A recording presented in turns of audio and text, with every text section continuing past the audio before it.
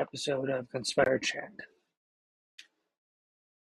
Today we will be discussing my experiences at Area 51.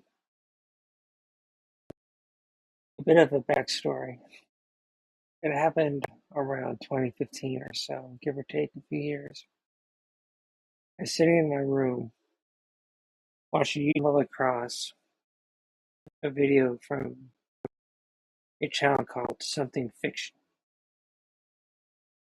And what they had uploaded was a video of their journey to Area 51. Or to be more accurate, when I say Area 51, the absolute limit between our world and Dreamland.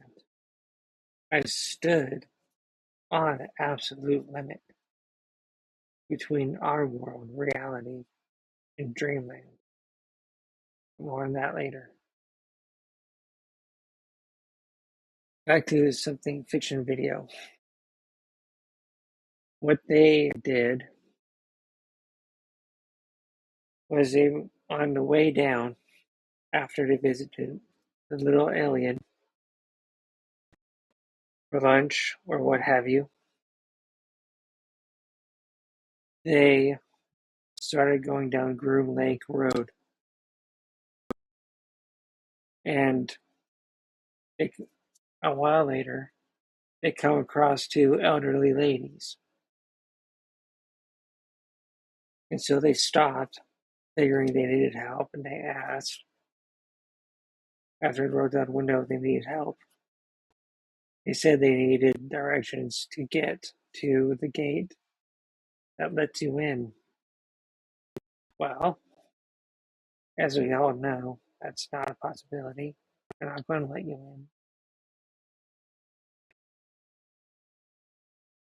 So what happens is they tell them to follow them in, but they have to stay way back because they won't be able to see them from dust cloud. A few minutes later in the video, they get to the absolute limit, or towards the absolute limit between reality and Dreamland, aka Area 51. And the two elderly ladies sped right past them onto the forbidden base. The camel dude on top of his red truck on their little perch or ridge, which I like to refer to as Perch Ridge, not an official name, just mine, sped down the road, stopped and looked at the car. They chased after the two elderly ladies. In the video, there is no closure to what happens. At the end, they ask the proprietor at the little alien what happened to them, and they were hung up on. I had no idea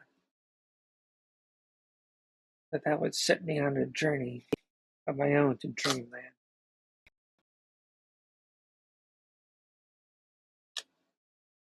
And well, it seems like every time I go there, I capture something. Not seen with the naked eye, but captured on camera. A little hint for all of you wishing to do the same. Turn off your camera and turn it back on after every few minutes. Because they have some kind of beam or something that even though you're holding your camera right side up, aiming it straight ahead of you, it'll be down towards the ground. I have no idea what that is. Something they actually do have. If you are staying in Las Vegas, you can catch a ride with Adventure Photo Tours. They're not sponsored, but they've always given me a grand experience. It's well worth trying. But for the best experience, rent your own vehicle or use your own vehicle. Go there and camp out in your vehicle. Watch and record everything. And I mean all around you. Reason being is if it's going to happen, it will likely happen from behind where you're not looking. So turn around constantly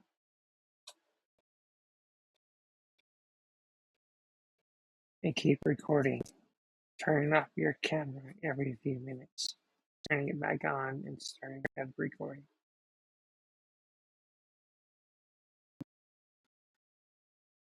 Now, on to my first journey to Dreamland.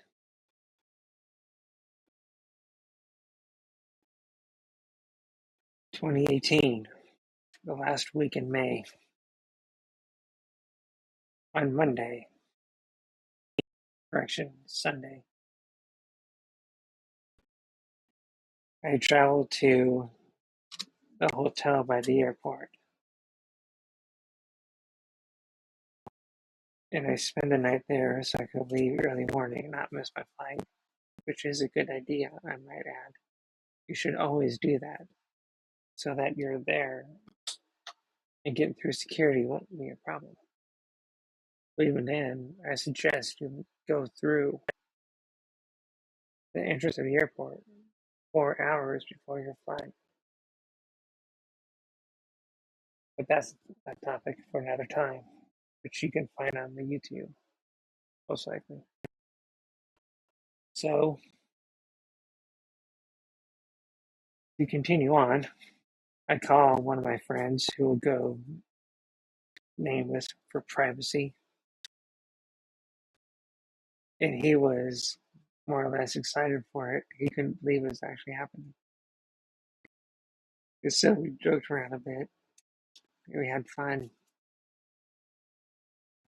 So we go through dinner, me, my dad, and my nephew. Go through dinner, we sleep, and then we leave the next morning. So we land in Las Vegas, and we check into our hotel. And we leave the next day.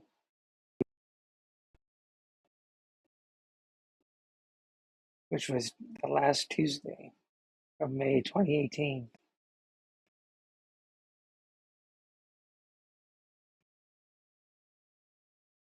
The entire time, I was wondering if I'd ever capture anything or see anything. Well, we did. We saw two low-flying F-15. And after I posted the video on YouTube, Alan Thomas from Paranormal Central told me, "Hey, you captured something." And he showed me. Sure enough, there it was on video. A triangle that fades in, turns, and fades out. I have no idea what it was.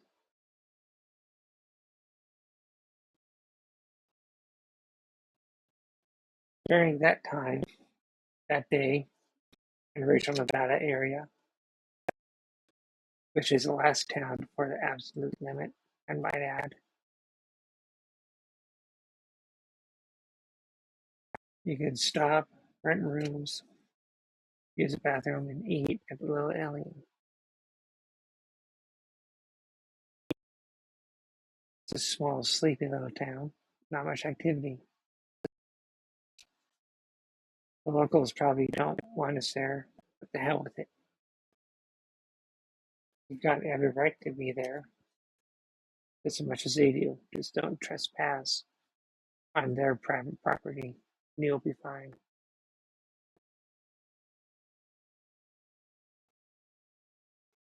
The first gate we went to wasn't the entrance to Area 51.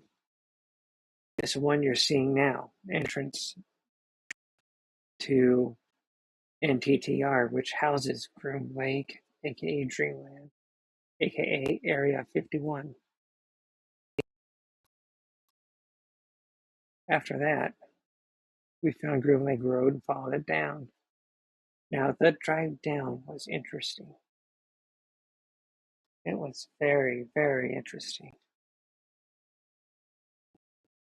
You see, the car we were in had one of those autonomous maps that you use when you drive, kind of like maps on iPhone. And halfway down Groom Lake Road, the Maps app in the car tried to get us to turn around instead of continuing forward through the gates of Area 51.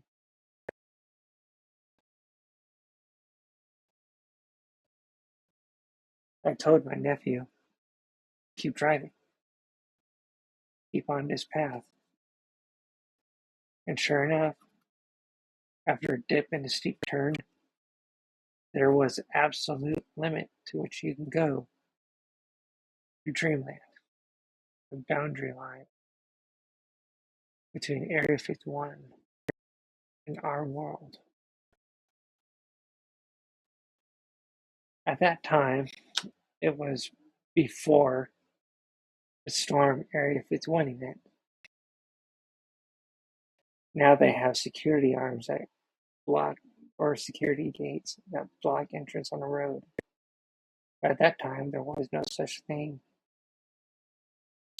There were signs and reflectors going across the road. That was it. I literally stood on the reflectors, staring off into Dreamland. I didn't see anything, nor did I record anything that time.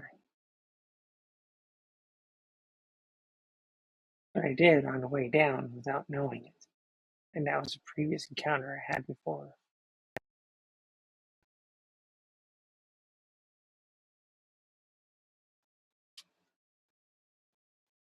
The second time I went there was with Adventure Photo Tours.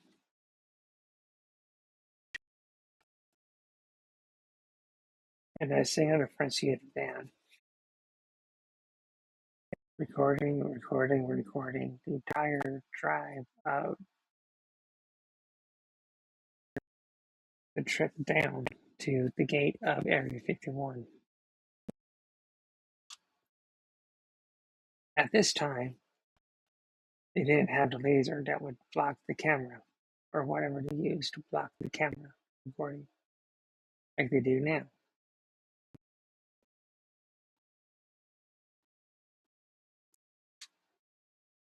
On the way down, I recorded as much as I could. I have since forgotten where in the video, but again, an object faded in and faded out after a short time. That was my second journey to Area 51.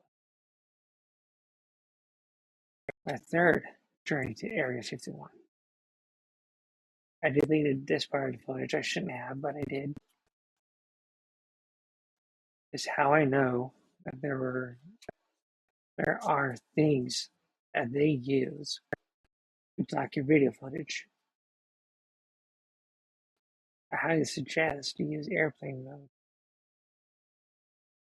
and stop recording, turn it off, turn it back on, start recording again.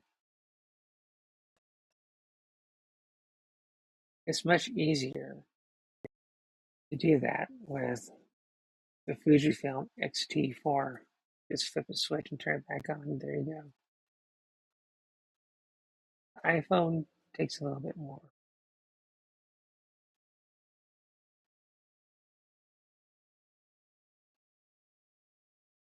Well, now on to my third journey to Dreamland.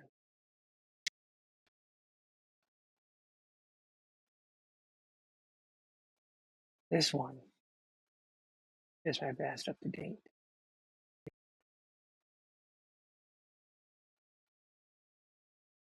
The driver of Adventure Photo Tours, he told everybody that they can hear everything, even inside the car. And so I asked him at the very border, up on a hill, across from the Cow Dude perch, where they sit and watch you, obviously recording you, taking pictures and whatnot. Probably. I asked him, hey, send a helicopter. And they did.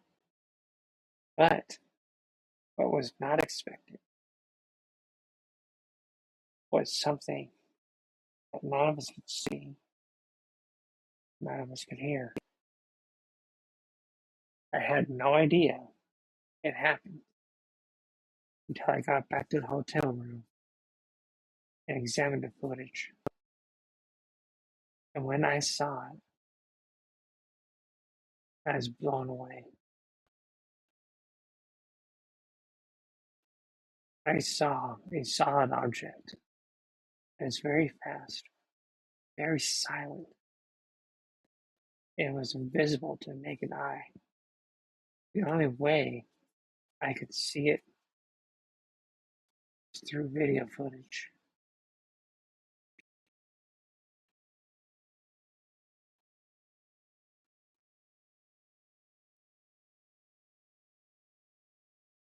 You could find that footage on my YouTube channel.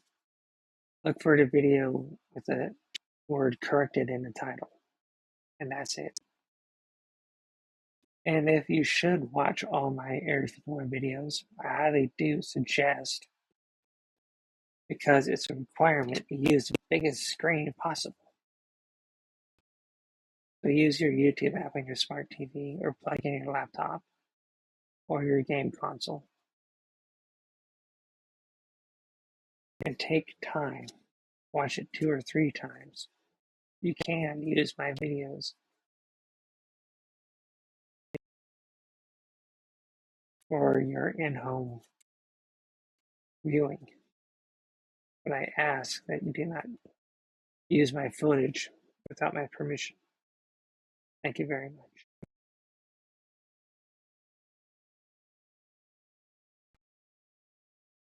So,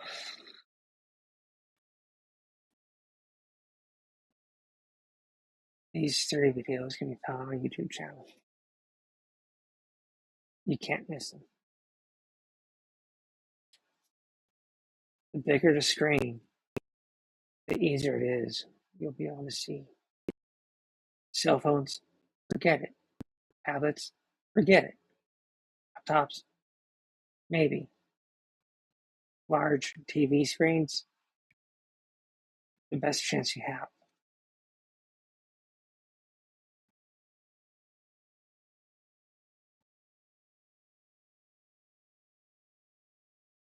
Well,